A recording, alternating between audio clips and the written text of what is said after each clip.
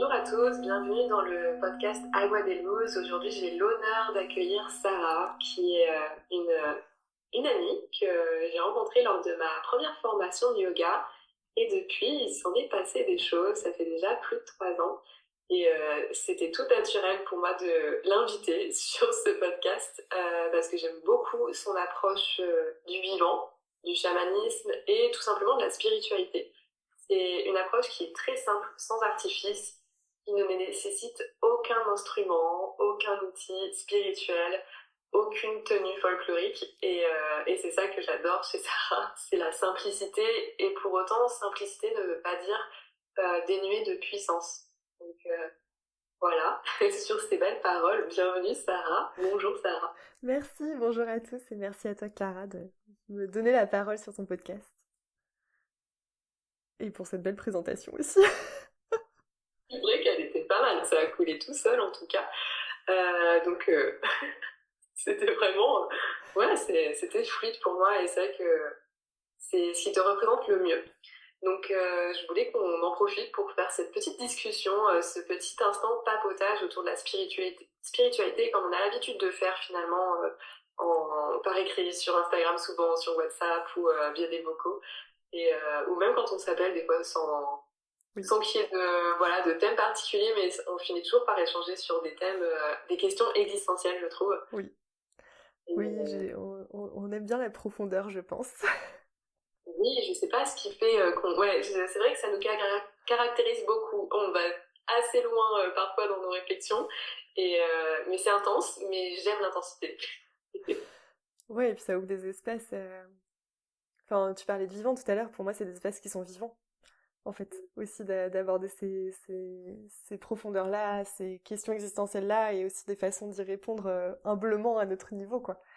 Et Ouais, ouais, moi, pour moi, ça, tu vois, ça paillette dans le corps quand on a ces discussions, quand on parle de ces sujets de cette façon-là. Je me dis, ah ok, en fait, on parle pas juste du rituel de pleine lune qu'on a fait, on parle là du chemin de cheminement de notre âme, de comment on fait pour l'incarner au quotidien, de qui on est aussi, en fait, là, maintenant, tout de suite. Et ça, enfin, c'est tellement précieux. ouais, tellement. Oui, c'est vrai, et c'est ça finalement, je trouve la spiritualité sans artifice, c'est qui on est au quotidien.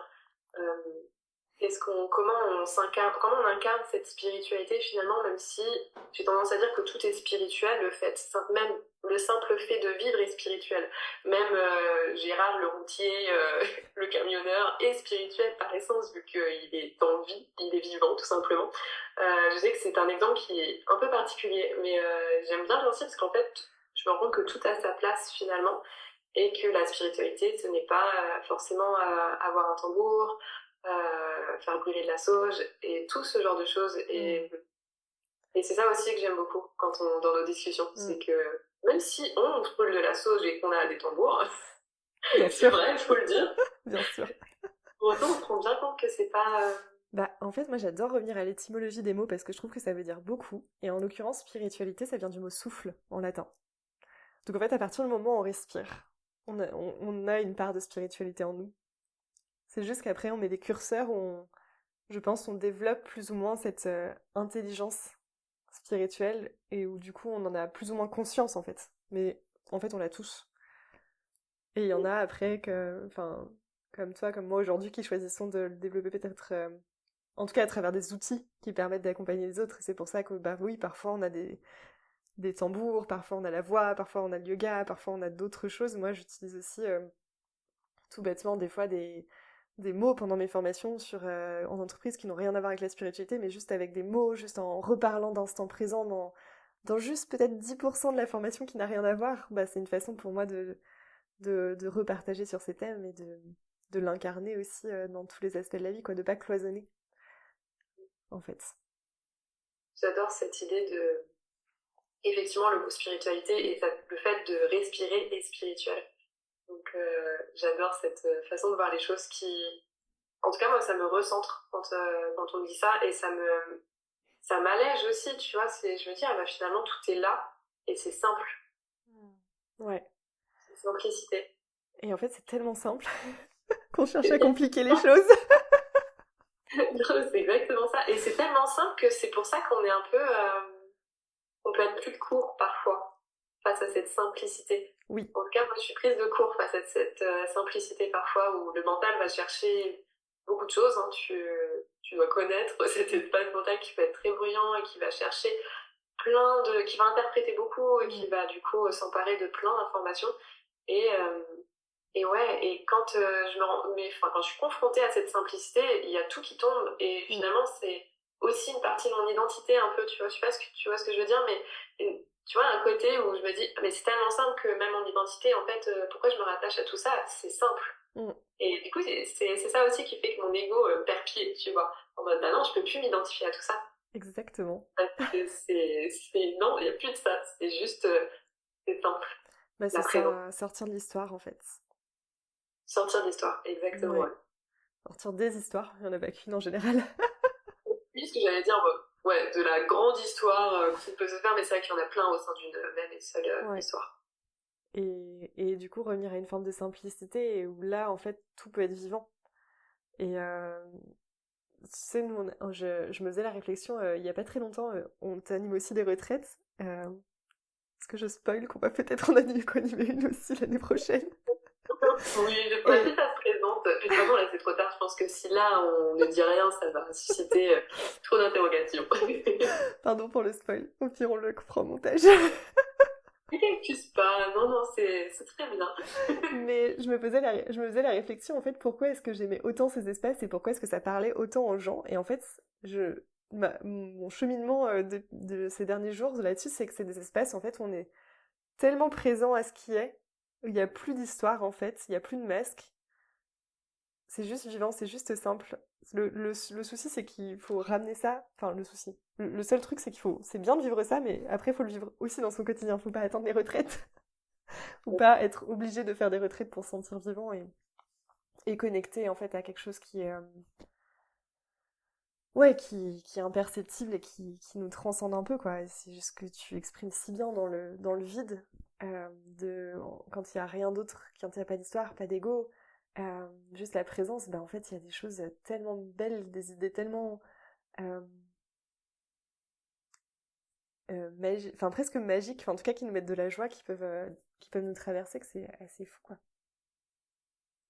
J'adore effectivement cette vision des retraites et il se passe toujours quelque chose vraiment assez impressionnant, comme tu dis, le fait que les masques tombent et que en fait on les a laissés au vestiaire en arrivant et on les reprend en partant évidemment, mais avec des nouvelles couleurs quand même. Et on en laisse même quelques-uns. Mais bien sûr, on peut pas dire en tout cas, moi, j'ai pas retiré tous les masques du jour au lendemain, même en faisant des retraites régulièrement. Mais et même si, comme tu dis, on n'a pas besoin de ça, pour moi, c'est des curseurs, tu vois, qui vont sur mon chemin me permettre de faire des mises à jour. Et c'est quelque chose, et le fait d'être en groupe, d'être aussi guidé, ça, ça empuissance un petit peu tout ça. Ça permet de faire des petits sauts, en fait. Mais, effectivement, c'est après comment on l'intègre au quotidien, c'est ça le plus dur. Hein. Finalement, c'est pas tant de venir en retraite qui est le plus challengeant, c'est plutôt de l'intégrer au quotidien. C'est pour ça que parfois, il faut y retourner, mais sans tomber dans une boulimie, parce que parfois, on peut être entre ces deux polarités, tu vois. En tout cas, moi, je sens que je peux vaciller, tu vois, entre le côté où, genre, boulimique, tu vois, où je peux avoir envie à chaque fois d'expérience, d'intensité et de retourner dans des espaces comme ça régulièrement et me laisser pas assez de temps pour ensuite intégrer. Mais, mais je pense que c'est à l'image de la vie finalement, on ne fait que naviguer, on fait des allers-retours entre plusieurs espaces finalement et c'est après la finalité, c'est de trouver son équilibre dans tout ça. Ouais, j'aime beaucoup l'idée de mise à jour que tu partages, effectivement, je ressens un peu la même chose. Mise à jour et changement de regard, en fait. Moi, c'est beaucoup de changement de regard qui me tient à cœur et c'est aussi une des raisons pour lesquelles j'utilise beaucoup la métaphore des paillettes. De les utiliser pour porter le regard ailleurs ou différemment sur des choses qu'on connaît déjà, en fait.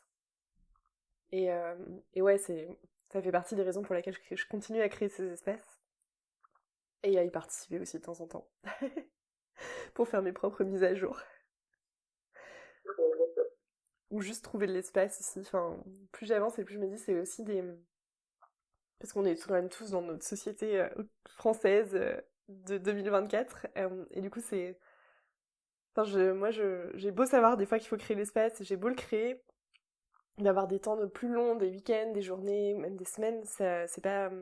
Des fois, c'est bien pour moi de créer ces temps-là dans l'agenda pour vraiment avoir cet espace que j'ai du mal à avoir autant au quotidien, surtout depuis que je suis maman, que j'ai un petit peu, mais je trouve ça important des fois de me redire, ah ok, attends, là mon être peut complètement se déposer, créer de l'espace, laisser d'autres informations traverser et faire la mise à jour. Ouais, c'est vrai qu'on peut le faire dans nos quotidiens, mais c'est jamais pareil. Et finalement, je trouve que le groupe, il va être super intéressant aussi, parce que j'ai l'impression qu'il y a aussi un... C'est jamais... Le groupe se constitue jamais par hasard, même si ça peut paraître très cucu de dire ça. Tu vois, je suis pas trop de l'école à dire tout est juste, tout est... Enfin, oui, d'une certaine façon, c'est juste, tout arrive pour une raison. Mais bon, après, si tu restes sur cette façon de voir les choses, ça peut être la porte ouverte à tout et n'importe quoi aussi. Mais c'est vrai que quand tu vas dans les retraites, tu te rends compte que le cercle qui s'est construit, en tout cas quand j'y vais, je trouve qu'il y a des échos et en fait finalement, Ouais. même quand on fait un cercle de parole, je me rends compte que si je suis la dernière à passer, je me rends compte que tout le monde a déposé quelque chose que j'avais besoin et que du coup j'ai presque plus rien à dire parce que c'est déjà comme si je l'avais déposé. Mm. Et c'est vrai que le fait de se retrouver déjà dans un cadre où tu es pris en charge, ça allège énormément le mental, ça t'allège énormément et ça te permet justement de t'ouvrir à d'autres possibilités. Et le fait qu'il y ait le groupe, c'est comme s'il y avait un accélérateur d'une certaine Mm. façon. Pour moi, travailler tout seul, c'est intéressant, mais parfois on a besoin du groupe. Ou je dirais, on a besoin du groupe et parfois d'être tout seul. Inversement, je pense que ça peut Mm. s'inverser. Je suis hyper en phase avec ça. Le groupe permet beaucoup de miroirs et le tout est juste, franchement, mentalement, ça me saoule comme phrase. Mais quand je le sens dans mes cellules, vraiment, ouais, en fait, ouais. Il n'y a jamais de hasard dans les groupes qui se créent. Et, moi, enfin, là, tu vois, cette année, j'ai fait un peu un tournant dans mon positionnement d'animer encore plus de collectifs et moins d'individuels parce que, euh, ouais, ça permet une transformation qui est assez radicale, je trouve, et assez rapide. Comme les égos se font un peu miroir les uns aux autres, je trouve que quand on ressaisit vraiment l'opportunité, c'est vraiment très chouette. Donc c'est un peu déstabilisant et enfin j'adore animer du collectif. En même temps, des fois quand je participe à des retraites, ça me challenge toujours beaucoup parce que je suis quand même plutôt team introvertie, plutôt timide quand même à la base aussi, même si on dirait pas forcément aujourd'hui. Et du coup mais je sais que c'est des espèces de transformations qui sont hyper puissants en fait, hyper puissants. Ça, je trouve, c'est un des espèces les plus puissants, je trouve. De ce que j'ai expérimenté en tout cas, aujourd'hui, en 2024. C'est vrai, tout peut changer. Mais Tout en tout peut cas, je suis changer. totalement d'accord et je te rejoins. Et je suis team introvertie aussi, même si pourtant je m'exprime sur les réseaux, etc., même si ça me confronte, mais je suis team introvertie et même où parfois ma batterie sociale a une certaine limite. Et en retraite, c'est marrant parce que des fois je me dis waouh, ma batterie sociale elle est vraiment beaucoup plus élevée que d'habitude. Hmm. Parce que finalement, c'est comme si, je sais pas, c'est un espace où il y a même un espace-temps qui est différent, où l'énergie est vraiment différente. Et, et oui, Mm. effectivement, c'est des espaces de transformation qui sont rapides et nécessaires. Surtout aujourd'hui, effectivement, je pense qu'on peut plus se permettre de... Enfin, aujourd'hui, moi, je pense que je peux pas me permettre d'ignorer les collectifs. Donc, Mm. ouais, c'est des espaces pour ça. Donc, euh, Donc ouais, pour la parenthèse retraite, je trouvais que ça faisait sens d'en parler finalement sur comment incarner la spiritualité, même si au final on n'a pas besoin de retraite, mais je dirais qu'on a besoin de collectif. Toutefois, Mm. Ouais, ouais. euh, carrément. Moi, j'ai beaucoup exploré l'intelligence spirituelle ces derniers mois. Et elle se décompose en trois piliers. Et j'aime beaucoup parler de ça parce que souvent on pense que la spiritualité c'est de soi à soi. Alors que oui, il y a une dimension conscience de soi qui est effectivement un des piliers de base. Si on n'a pas ça, c'est sûr que c'est compliqué d'être soi, d'être authentique et de se laisser traverser dans un monde en perpétuel changement en plus. Mais les deux autres piliers, c'est les relations aux autres et les relations au monde, au vivant, au sens qu'on et à l'impact qu'on veut avoir dans le monde presque. Bon, même si je suis moins en moins fan du terme impact, mais en tout cas à la vision qu'on veut porter dans le monde, c'est peut-être plus juste. Et en fait, les 3 dimensions, les 3 interfaces font partie de la spiritualité. Et du coup, forcément, le collectif en fait partie. Parce que et c'est là où on sort un peu de l'intime, de l'impression qu'on a qu'il faut garder tout ça pour soi et qu'on peut rejoindre le collectif. Alors pas forcément en parlant de spiritualité, en utilisant le langage de lumière, hein, en forçant tout le monde à adopter les mots tels que, je sais pas moi, chakra, akasha, tout ça, tout ça. Même oui, le langage de lumière, si on veut aller plus loin, hein, parfois ça m'arrive de voir, percevoir des personnes qui parlent en langage de lumière littéralement, mais quand je dis au secours, c'est parce que justement Mm. ça a été un peu déformé, enfin pas je sais pas comment dire, pas dénaturé, mais peut-être que c'est pas ça en fait. Bah, en fait, c'est devenu des notions égotiques, où il y a des égos qui se rassurent avec ça, d'être spirituels, parce qu'ils utilisent ce langage-là, je pense. Et des fois, c'est ok, en fait. Moi aussi, des fois, dans certaines transmissions, je suis obligée de l'utiliser parce qu'effectivement, c'est des mots qui sont appropriés. Mais par contre, au quotidien, dans des collectifs, pour fonctionner, il faut ajuster son instrument, enfin sa note, aux autres. Et des fois, c'est pas ce langage-là, et il faut utiliser un do à la place d'un mi, je ne sais pas quoi, mais... Ouais, et puis après, il faut aussi laisser couler ce qui vient, et Mm, puis parfois quand la personne en face ne parle pas toujours le même langage, et c'est s'ajuster, et mm, puis dire les choses, enfin exprimer, et puis son point de vue, peu importe le langage qu'on emploie finalement. mm, Même si effectivement, comme tu dis, j'ai adoré cette métaphore de la note de musique, mais à la fois c'est tout, si tu sors un do alors qu'en face c'est un mi, bah c'est tout, tu peux expliquer mm. ton do au mi. Exactement. Et puis le mi t'expliquera son mi.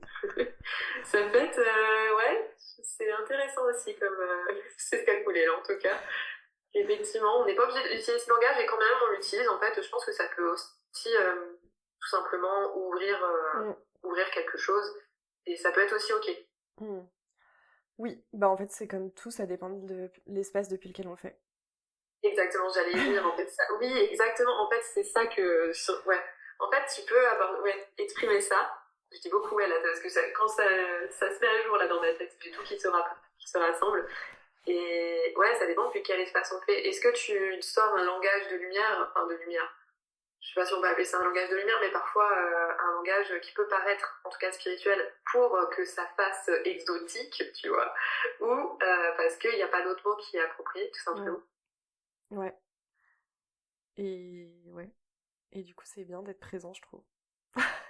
Bon, encore une fois, bah là on peut rebondir sur la présence, parce qu'au final c'est ça, je pense, la spiritualité, tu vois, sur comment on incarne la spiritualité aujourd'hui. Bah, en tout cas, c'est un des éléments de sortir un peu des boucles dans lesquelles on est sans cesse entraîné. De par la rapidité des choses qui se passent, de par toutes les croyances qu'on a accumulées dans l'éducation, dans la culture. L'instant présent permet de sortir, de s'extraire un peu de ça. La présence permet de s'extraire un peu de ça. Et de se reconnecter peut-être à quelque chose de plus profond à l'intérieur. Enfin, pour moi, ça développe la conscience de soi, en fait. Et la concentration. Ce qui est une qualité en opposition enfin, avec toutes les réseaux sociaux, les interactions, les perturbations qu'on a au quotidien et qui, bah, non seulement perturbent notre présence, mais aussi, je pense, beaucoup notre énergie.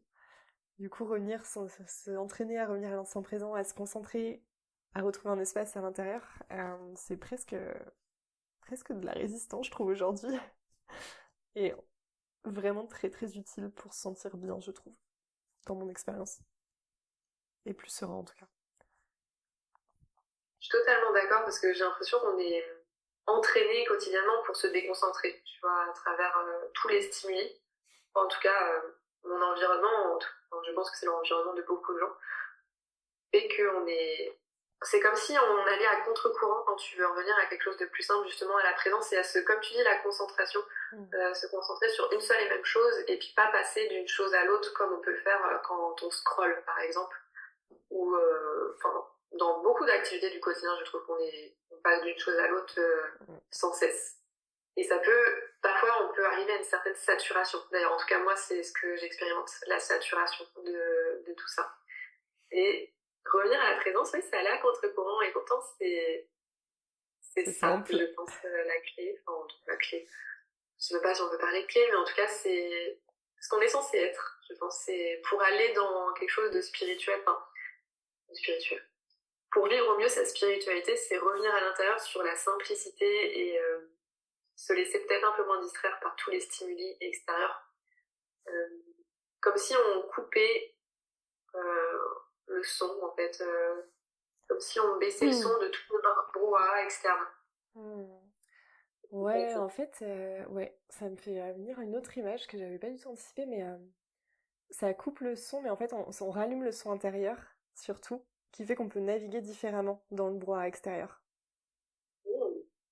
Parce que enfin, parce que c'est quand même une réalité que, à moins d'être ermite et à moins de faire des retraites en silence tous les mois, on peut pas toujours couper. C'est bon. Donc c'est plus essayer de réallumer son volume intérieur, se revenir au centre, à soi, pour ensuite naviguer enfin faire réduire un peu le son de l'extérieur, mais naviguer dedans en fait, enfin juste avec un autre regard et une autre présence. Parce que sinon j'ai l'impression que on se coupe et on subit un peu l'extérieur. Enfin moi j'ai fait ça pendant un moment et en tant qu'hypersensible, c'était très compliqué. Enfin, je pense qu'on est beaucoup à se reconnaître en plus dans ça et je pense que je suis toujours aujourd'hui, mais par contre, plus depuis le même espace. Et j'ai beaucoup moins de difficultés aujourd'hui à naviguer dans le monde extérieur, à naviguer dans des collectifs, à naviguer avec la réalité du monde et les news et les actualités, parce qu'en rallumant le volume intérieur, en fait, il y a une forme d'instantanéité et de simplicité qui se dégage et ok, on y va. Jouons avec ce que la vie propose. C'est super pertinent, justement, c'est une réflexion que je me faisais aussi. C'est un peu changer, ça, on se met en mode stéréo, tu vois. Je sais pas si c'est vraiment le mot le plus approprié, mais euh, effectivement, et ça me fait penser ça me fait penser à une posture de yoga, d'ailleurs. Enfin, ça peut paraître encore une fois très cliché, mais ça me fait penser à la posture de Nataraja, la posture du danseur On Shiva l'adore. dans sa danse cosmique. Parce que c'est un peu ça qu'elle représente pour moi, cette posture, c'est continuer de danser malgré le chaos, en fait, malgré le chaos extérieur, et en fait rester centré dans sa propre danse, dans son propre centre, finalement, malgré tous les mouvements autour, en fait. Toi, tu continues de danser et t'es pas séparé, parce que finalement, on n'est jamais séparé, même si je suis d'accord qu'on peut, effectivement, en tant que personne sensible, partir et moi la première, hein, parfois m'isoler parce que, des fois, c'est de la survie, hein, tout simplement, survie émotionnelle, mais, mais je pense que c'est effectivement important de pouvoir ne plus faire en fait, de plus avoir peur du vent et d'être bien enraciné et savoir jongler avec tout ça. Être Shiva, finalement, dans sa danse cosmique. J'adore l'image, j'avais un peu perdu la signification de cette posture, je l'avais pas vue comme ça, c'est génial, j'adore. Je pense qu'elle a plusieurs significations. En tout cas, c'est celle-ci qui a le plus résonné pour moi. Mais je pense qu'elle a énormément de significations et je pense qu'on pourrait faire un podcast dédié à cette posture. Et ça s'invite. Bon, en tout cas, on va prendre ta proposition parce que moi j'aime bien et clairement ça résonne beaucoup et oui, enfin, de toute façon, une spiritualité incarnée, c'est ça, c'est pas avoir peur du vent parce que si on s'isole, en fait, c'est là où je pense qu'on sort aussi de la spiritualité finalement. Enfin, si on n'accepte plus d'être décentré, de jouer, euh, déjà c'est beaucoup moins fun, je pense, comme quotidien, si on se prend trop au sérieux. Et, et ouais, et puis ça fait partie de la vie, enfin, même si aujourd'hui je pense que j'arrive de plus en plus à revenir au centre, à l'instant présent, il y a quand même des moments où je suis pas du tout, et en fait c'est drôle. Oui, et ça fait partie du jeu. Ouais, c'est clair. Justement, si toutefois on s'isolait et qu'on irait vivre au milieu, dans un couvent, au milieu d'une montagne ou n'importe quel endroit isolé, à faire que des activités dites spirituelles, je pense que ça ne nous permettrait pas de travailler sur nous en fait, Non. enfin, de travailler sur nous. Faut élargir un petit peu ce mot-là, mais en fait ça nous permettrait pas de mettre en lumière ce qui reste à guérir finalement. C'est pas en s'isolant, c'est justement les autres et le quotidien, la matérialité aussi, enfin tout le quotidien qu'on connaît, qui vient nous chercher et montrer en fait ce qui doit guérir. Clairement. Ouais, je pense que le quotidien fait entrer en résonance de toute façon tout ce qu'on a besoin de voir. Moi, j'ai jamais été autant spirituelle que depuis que je suis devenue mère. Et j'ai jamais dédié aussi peu de temps à mes pratiques spirituelles, mais parce qu'en fait, au quotidien, j'ai un petit être qui me met face à tout ça, qui me demande de revenir à l'instant présent à chaque instant, parce que sinon il pète un câble. Bon, J'avoue que c'est des grands maîtres, hein, les bébés. Hein. et bah génial, allons-y, c'est mon maître spirituel du moment. Évidemment, non, mais en fait, c'est marrant quand t'as dit ça, j'ai dit, en fait, c'est parce que le mot gourou, en France en tout cas, est très, voilà, ce mot a été Un peut-être peu un peu connoté. détourné, et je me suis dit, en fait, c'est ton gourou. Exactement, exactement, exactement. Et ouais, sur le gourou, oh là là, tu sais, le livre qu'on avait lu pendant la formation de yoga, c'est quand même un des trucs que je conseille le plus pour comprendre la notion de gourou à l'oriental, le livre de Yogananda. Oui, Autobio. Bah, tiens, c'est marrant, il est juste Ah derrière, ouais, si tu le ah vois. ouais, ah oui, je vois. Et... Et le mien, alors, de livre, effectivement, je l'ai mis comme sur un hôtel, avec, Hmm, et puis parfois, je regarde sa photo, parce que, il me rappelle, enfin, il m'a vraiment profondément touché ce livre, et le film notamment. hmm, Euh, Je pense que je mettrai dans la description du podcast le lien du livre et puis aussi le livre. Moi, je l'écoute en audio en fait. ouais. Tous les matins en me préparant. En plus, vraiment, c'est marrant parce qu'il s'est vraiment imbriqué dans mon quotidien parce que tous les matins, je me maquillais. Je travaillais encore en banque à l'époque, donc très matérialiste, etc. Hein. Et tous les matins, je me maquillais. Voilà, je faisais mon petit make-up, je me préparais et j'écoutais ça tous les matins. Le livre, donc j'ai mis peut-être 2 mois à le finir en Ok, audio parce que je l'écoutais 30 minutes tous les matins. Mais j'ai adoré, donc je vous mettrai tout ça ouais, si vous le souhaitez. yes, c'est vraiment un des livres, je trouve, qui explique le plus bah, et la philosophie de la spiritualité en Inde, finalement. Et tous les termes qu'on a un peu déviés en Occident, qui sont en fait hyper intéressants quand on revient à la racine. Exactement, mais il y a plein de choses qui ont été détournées. Bah, du coup, gourou, pour le coup, effectivement. En France, quand on imagine un gourou, on imagine tout de suite quelqu'un qui tient une secte. Mm. Euh, même le mot secte, j'ai envie de te dire, enfin, le secte, Ouais, ça va pas. c'est pareil, tu vois, c'est pas quelque chose de mauvais. Mais Mm. en France, il y a eu plein de dérives, mais je veux dire, dès lors qu'il y a un humain qui intervient, il y a forcément possibilité de dérive, Ouais. peu importe les domaines. Mais c'est vrai que le mot gourou, oui, ce livre, il peut être super intéressant pour remettre à la place Ouais. le gourou, celui Mm. qui te fait passer de l'ombre à la lumière. C'est Et, ça. et Ça. moi, je trouve que c'est aussi enfin, tu vois, en Occident, on manque peut-être un petit peu de, justement, de gourou, de maître. C'est-à-dire qu'avant d'être maître et enseignant, bah, faut quand même avant tout être disciple. Alors, on peut faire des allers-retours entre les deux, rester disciple et transmettre. Mais je pense qu'il manque peut-être un peu de ça, justement. Enfin, aujourd'hui, moi, Mm. je trouve que j'ai pas. Il manque peut-être parfois un peu de ça en Occident, mais c'est que ma Mm. vision. Ouais, c'est un positionnement, j'ai du mal à avoir de la clarté là-dessus. Je pense que de toute façon, on est élève toute sa vie, au moins de la vie, si c'est d'un quelqu'un d'extérieur. Mais c'est toujours hyper enrichissant d'avoir je pense, des partages, des gens qui nous inspirent, surtout dans des voies comme ça où, moi, ma vision, c'est de semer des graines pour créer un monde un peu plus conscient et un peu plus vivant, et j'ai besoin de m'entourer de personnes qui m'inspirent, qui m'élèvent, qui me forment, parce que sinon, c'est trop dur tout seul dans son coin. On a l'impression que rien n'avance, et du coup, je pense que c'est là où c'est la force du collectif ou des binômes, enfin, d'avoir des espaces un peu comme ça, en fait. Juste pour avancer en tant qu'être humain vers Je suis très optimiste et très idéaliste, mais vers quelque chose ouais, qui soit plus vivant, en fait. Moins figé et plus respectueux de qui on est, quoi. C'est mon côté bisounours qui parle. Mais Ouais, je l'aime. mais j'adore ton côté bisounours parce qu'il Mm, en faut, en fait. mm, Et c'est pas bisounours, finalement, c'est espérer une réalité qui est possible. Enfin, ça me paraît pas mm, impossible, tu vois, comme réalité. Et c'est possible parfois à petite échelle dans certains. Bah, lors des retraites, par exemple, tu vois, ou même pas que les retraites, mais je pense mm, que c'est possible. Et, et justement, faut tendre, en tout cas, à aller dans cette direction. Et comme tu dis, oui, on élève toute sa mm, vie sur le.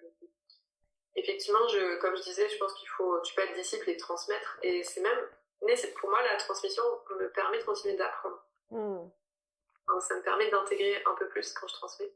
mm. Ouais, et en fait, je trouve hyper important de ramener aussi la notion de responsabilité, tu vois. Moi, quand j'ai compris ce que c'était vraiment un gourou au sens enseignant, tu l'as si bien exprimé, qui te fait passer de l'ombre à la lumière, je trouve que ça invite la notion de responsabilité en plus de la simplicité. et qui est hyper importante à mon sens dans un cheminement spirituel ou juste de connaissance de soi ou de reprise en main de sa vie, on peut l'appeler comme on veut, il y a plusieurs angles. Mais par contre, ça empêche pas la responsabilité de ce qu'on pense, de ce en quoi on croit, des actions qu'on porte au quotidien et de pas tout remettre sur une personne extérieure qui a bon dos et ouais, j'ai beaucoup d'angles de transmission, etc. Mais je crois que la simplicité et la responsabilité, c'est vraiment, vraiment très important. Waouh. Franchement, merci pour ce partage parce que c'est... J'ai rien à ajouter, c'est très clair pour le coup. En fait, ça n'empêche pas que tu peux pas t'en remettre en tout cas un être humain. Enfin, moi, je m'en remettrai... Enfin, je vais jamais rendre un être humain mon idole pour le coup. Ma seule idole, c'est moi. Enfin, c'est mon... Et quand je dis moi, c'est pas dans le sens égo, mais c'est ma propre présence finalement. En tout cas, c'est ce vers quoi j'ai envie de tendre, même si on fait toujours des allers-retours. Hein. Mais effectivement, c'est ne pas boire les paroles du gourou, en tout cas, peu importe qui tu considères comme gourou ou tes gourous, hein, alors les personnes qui t'inspirent, et de toujours en fait expérimenter par toi-même et puis de t'auto-ajuster. Et tu ne peux pas non plus en fait totalement t'en remettre à ce que tu crois aujourd'hui parce que ça va évoluer. Là, on va encore être sur autre chose, mais la responsabilité, ça fait sens. Finalement, j'ai ajouté quelque chose, j'avais dit que j'avais rien à ajouter. Finalement, mais, ouais. Toujours quelque chose à ajouter. Ouais. Et de toute façon, à partir du moment où il y a une certitude, je crois qu'il y a quand même de l'ego derrière. Oui, oui, on peut C'est être sûr de rien. mon mantra cette semaine. Wow, Non, ok. enfin, je pense qu'il en faut de temps en temps, mais à partir du moment où on veut vraiment figer des vérités, c'est qu'il y a un truc qui va pas. Oui, il faut doser. Faut Ouais, il doser. faut doser. Toujours. Wow, en tout cas, j'ai adoré cette discussion. Je sais... ouais, ce que j'allais dire là, je sens que on a ouvert pas mal de questionnements que j'adore, qui moi me passionnent. J'adore ce genre de conversations qui peuvent paraître parfois abyssales, etc. Et qui peuvent durer des jours, je pense. On a déjà Des années, expérimenté sur plusieurs jours, ouais. c'est ça, des vies entières.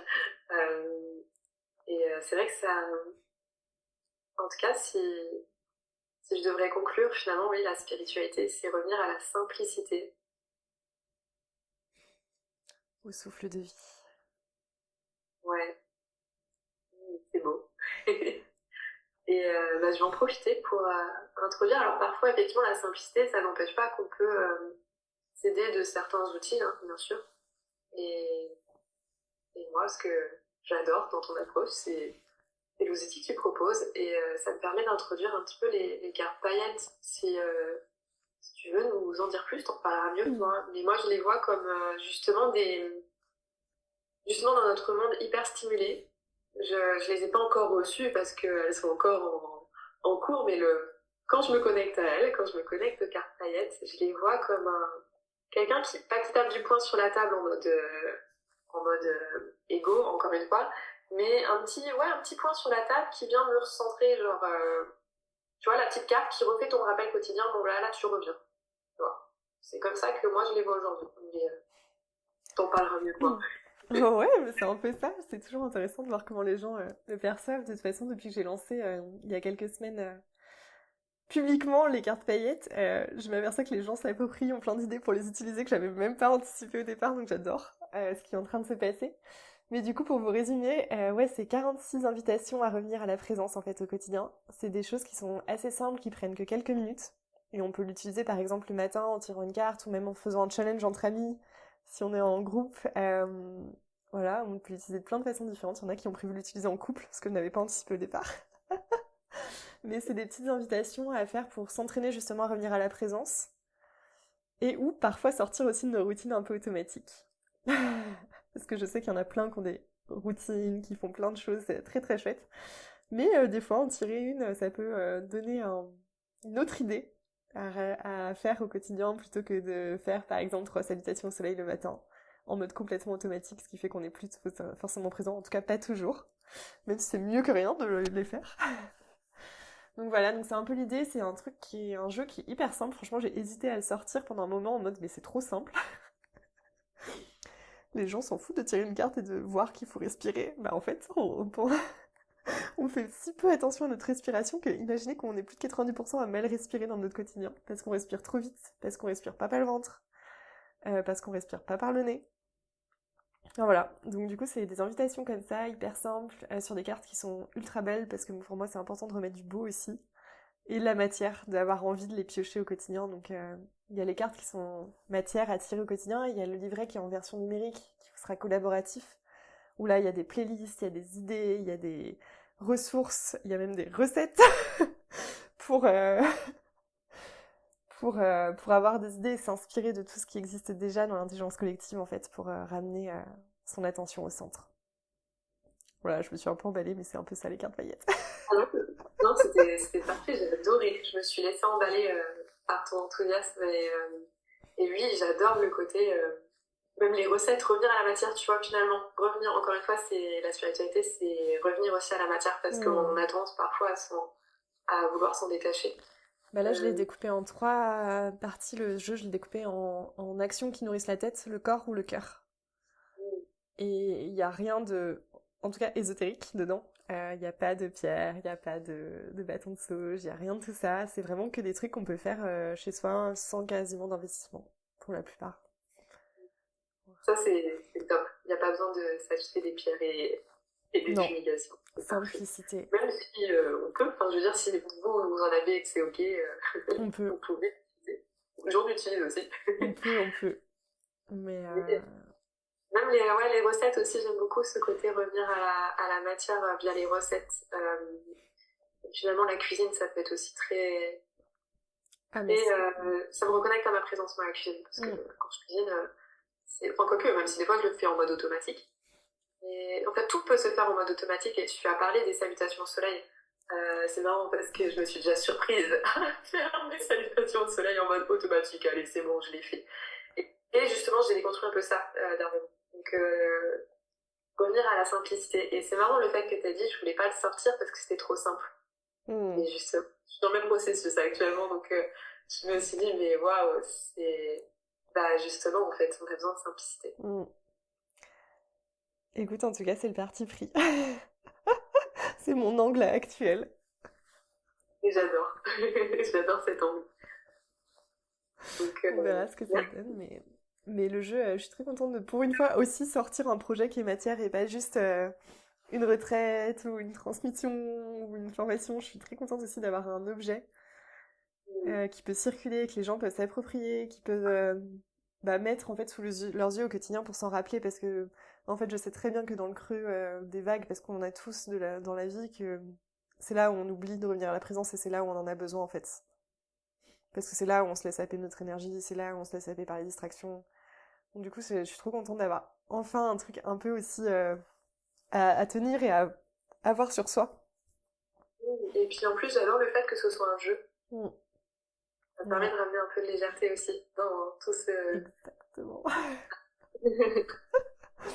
Exactement, je voulais diffuser de la joie. Enfin, pour moi, les paillettes, de toute façon, c'est de la joie, c'est une forme de joie. Et je voulais diffuser ça aussi en mode, en fait, tire ta carte, amuse-toi avec. Et c'est pas grave. Et ça va peut-être être un truc qui te sort complètement de ta zone de confort. Ça va peut-être un truc que t'as pas envie de faire. Et en fait, prends-le comme un jeu, quoi.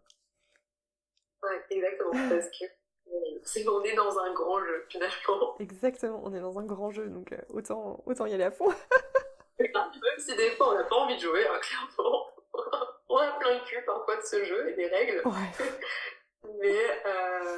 Mais il faut souvent y revenir dans la légèreté, le jeu et la joie. Ouais, bah en tout cas, moi je me suis beaucoup perdue dans des trucs il faut, et on a déjà tellement de il faut dans la vie. Si le cheminement vers nous-mêmes et vers l'instant présent peut être un peu léger et fun, je pense que c'est plus efficace sur du long terme en tout cas. Exactement. Le fun doit être mis au centre. Exactement, aussi. Non, mais ça fait partie des choses qui sont importantes, je pense. De pas trop se prendre au sérieux, y compris moi, tu vois, genre, ça se trouve, c'est pas... Ça se trouve, dans 2 ans, je dirais autre chose, tu vois. Ouais, même avant. Même avant, d'ailleurs, et encore heureux, j'espère que ça sera en évolution, mais enfin, voilà, j'avais envie de créer ça, et Et on verra comment ça va vivre maintenant. Il n'y a plus qu'à. La graine est plantée. Et on va voir quelle fleur ça va donner. Ok. C'est super poétique. Waouh. J'adore les poésies. Ouais, j'aime bien aussi sortir des petites punchlines poétiques. Voilà, c'est mon côté poète. On adore. Ça va être une identité qu'on accepte. Une Eh ben, facette. merci Sarah. Merci Clara pour cette J'ai adoré discussion. j'ai adoré ta discussion, très bien. Ouais, comme à la maison. Même si c'était via deux écrans sur Zoom, même si je suis toujours moins fan de ce côté Zoom, mais c'était fluide, c'était beau, et je te remercie. J'espère que cette conversation, enfin, en tout cas moi, elle m'a nourrie. J'espère qu'elle nourrira les auditeurs et auditrices comme moi, ou en tout cas qu'elle aura permis d'éveiller la curiosité ou de ouvrir certaines réflexions et peut-être ouvrir d'autres discussions profondes entre amis. Merci pour cet espace, Clara, c'est si précieux, merci. Et merci à vous qui avez écouté.